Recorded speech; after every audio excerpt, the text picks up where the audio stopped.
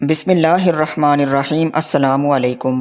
مروہ بن مقتل ایک سید حسنی قاہرہ میں رہتے تھے۔ ان کی آنکھوں میں بادشاہ وقت نے سلائی بھروا دی تھی، جس کے صدمے سے دماغ پک گیا اور پھول گیا اور بدبو دے اٹھا تھا، اور آنکھیں بہہ گئیں اور بیچارے اندھے ہو گئے تھے۔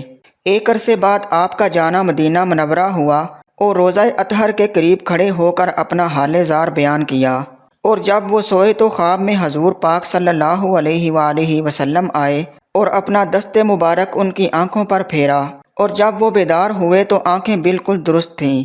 تمام مدینہ منورہ میں اس بات کا شہرہ ہو گیا۔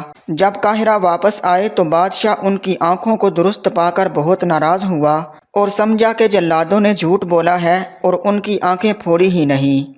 جب لوگوں نے بتایا کہ مدینہ منورہ تک یہ اندھے تھے اور وہاں پہنچ کر یہ واقعہ ہوا، تب بادشاہ کا غصہ ٹھنڈا ہوا اور وہ نادم ہوا۔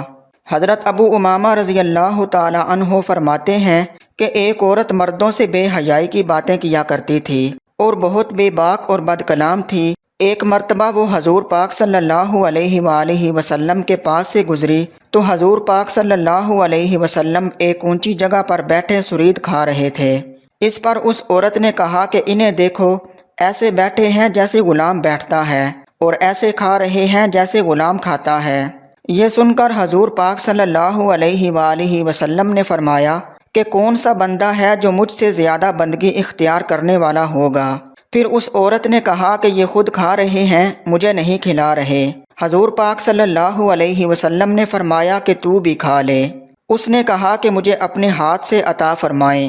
حضور پاک صلی اللہ علیہ وسلم نے اس کو دیا تو اس نے کہا کہ جو آپ کے منہ میں ہے اس میں سے دیں۔ حضور پاک صلی اللہ علیہ وسلم نے اس میں سے دیا اور اس نے کھا لیا۔ اس کھانے کی برکت سے اس پر شرم و حیا غالب آ گئی اور اس کے بعد اپنے انتقال تک اس نے کسی سے بے حیائی کی کوئی بات نہ کی۔ عجم کے ایک بادشاہ نے ایک تجربہ کار طبیب کو حضور پاک صلی اللہ علیہ وسلم کی خدمت میں روانہ کیا۔ کئی سال تک وہ عرب میں رہا، کوئی شخص اس کے پاس علاج کے لیے نہیں آیا اور نہ اس سے علاج کروایا۔